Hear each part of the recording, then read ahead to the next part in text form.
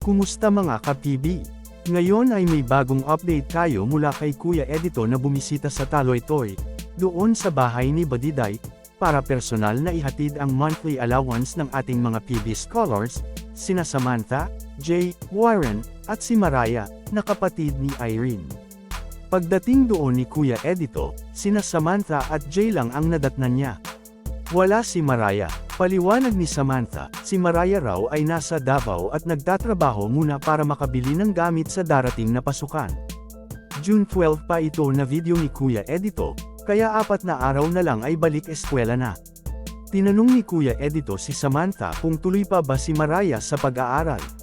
Sagot ni Samantha, oo po, Kuya, pero sa Davao na raw po siya mag-aaral. Sinabihan ni Kuya Edito si Samantha na paki-update si Tita Lu tungkol sa sitwasyon ni Mariah, lalo na kung tuloy pa ito sa pag-aaral. Kasi kung hindi na siya mag-aaral, kailangan nilang ipaalam agad kay Tita Lu para ihinto na rin ang allowance. Dagdag ni Kuya Edito, ang allowance ay para sa pag-aaral. Kung hindi na siya mag-aaral, hindi na rin ito nararapat ipagpatuloy. Dahil wala si Mariah, ibinigay na lang ni Kuya Edito ang allowance sa kamay ni Samantha, 2,500 pesos para kay Mariah, na siya na ring baalang mag-abot sa kanya pag-uwi niya. Panawagan ni Kuya Edito kay Mariah, kung mapapanood mo ito, sana huwag mong sayangin ang allowance na ibinibigay ni Tita Lu. Ginagamit ito para sa iyong kinabukasan. Patunayan mong karapat-dapat ka sa tiwala niya. Para sa kaalaman ng lahat, parehong sina Mariah at Samantha ay sponsored ni Tita Lu. At siguro nagtatanong ang iba, bakit si Mariah ay patuloy pa ring sinusuportahan kahit lumabag ito sa rules at nagka-boyfriend, samantalang sina Madeline at Judy Ann ay natanggal agad sa pagiging scholar.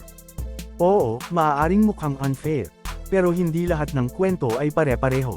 Nang aminin ni Mariah na may boyfriend na siya, malinaw din ang sinabi niya, gusto pa rin niyang ipagpatuloy ang pag-aaral. At ayon pa sa kanya, mismong boyfriend niya ang nagsusulong na makapagtapos siya. Marahil ay iyon ang dahilan kung bakit pinili ni Tita Lu na bigyan pa siya ng second chance. Isang tiwala na bihira ibigay sa panahon ngayon, pero ibinigay niya kay Mariah. Hindi siya natakot na baka mabuntis, hindi siya nagpadala sa takot na baka sumuko si Mariah. Ang pinairal niya ay puso at pag-asa. Kaya maraming salamat, Tita Lu. Ano man ang kahinatnan ng kwento ni Mariah, kapansin-pansin ang laki ng puso mo. Sa mundo ng paghusga, ikaw ang paalala na may mga taong marunong pa ring magbigay ng pangalawang pagkakataon. At para kay Mariah, sana hindi mo sayangin ang tiwalang iyon. Sa panahon ngayon, madalas kapag ang isang kabataan ay nagkamali o lumihis ng kaunti sa panuntunan, agad itong hinuhusgahan at pinapabayaan. Pero si Tita Lu ay naging halimbawa ng tunay na malasakit at pag-unawa. Sa kabila ng pagkakamali ni Mariah sa paglabag sa patakaran bilang PB scholar, nang dahil sa pagkakaroon niya ng boyfriend, pinili pa rin ni Tita Lu na bigyan siya ng isa pang pagkakataon. Hindi siya agad nagdesisyon na putulin ang suporta, bagkus ay pinairal niya ang tiwala, at pinakinggan ang panig ni Mariah na kahit may personal na pinagdaraanan, ay nais pa rin itong ituloy ang kanyang edukasyon. Ang ginawa ni Tita Lu ay paalala sa ating lahat na ang pagbabago at tagumpay ay posible kapag may isang taong naniniwala at nagtitiwala. Sa halip na husgahan, pinili niyang umunawa. Sa halip na isuko, pinili niyang sumuporta. Hindi dahil pabaya siya sa patakaran, kundi dahil alam niyang minsan, ang pangalawang pagkakataon ay sapat na para mabago ang landas ng isang tao. Sana'y tularan natin ang ganitong uri ng pagmamalasakit, isang pusong marunong umintindi, maghintay, at maniwala. Dahil sa likod ng bawat batang ng Arap, ay may isang tulad ni Tita Lu na naging tulay para tuparin ito.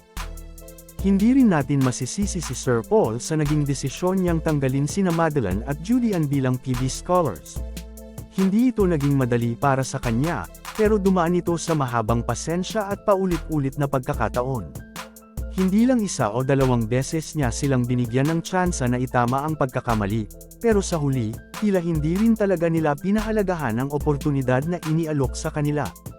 Ang scholarship mula kay Sir Paul ay hindi lang basta tulong pinansyal, ito ay pag-asa, tiwala, at paniniwala na kayang makapagtapos ng isang batang nangangarap. Kaya masakit at mabigat para sa kanya ang masaktan at maloko ng mga taong tinulungan niya mula sa wala. Umabot pa sa puntong pinagsinungalingan siya ng mga ito, hindi inamin ang tunay na dahilan sa likod ng pagbabago sa ugali at performance, yun pala'y dahil may karelasyon na at nawala na ng focus sa pag-aaral. Ang ginawa ni Sir Paul ay hindi pagpaparusa, kundi isang aral, na ang bawat biyaya ay may kalakip na responsibilidad. Kapag paulit-ulit na sinayang ang tiwala, darating talaga ang oras na kailangan na itong itigil. Dahil minsan, ang tunay na pagmamalasakit ay hindi lang basta pagbibigay, kundi ang pagtuturo rin kung kailan dapat huminto para matuto ang isang tao. Sana magsilbing inspirasyon at paalala ito sa lahat ng scholars, na hindi habang buhay ay may nagbibigay, at hindi habang buhay ay may pasensyang nauubos. Ang tiwala ay dapat pinapangalagaan. Ang oportunidad ay dapat ginagapang, hindi sinasayang. Dahil sa mundong ito, bihira ang tulad ni Sir Paul, at kapag may isang tulad niya sa buhay mo, huwag mo nang hayaang mawala. Ang kwento ni Tita PB Love ay isang makapangyarihang paalala na ang kahirapan ay hindi hangganan, kundi simula lamang ng isang mas matatag na paglalakbay.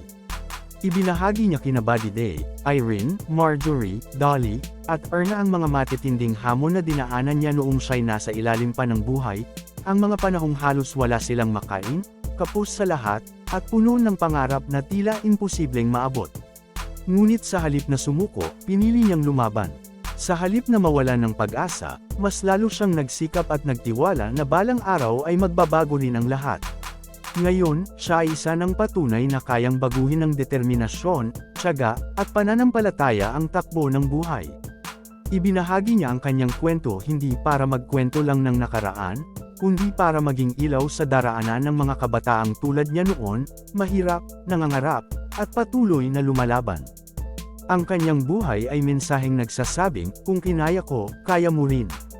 Sana'y magsilbi itong inspirasyon kaya mo rin.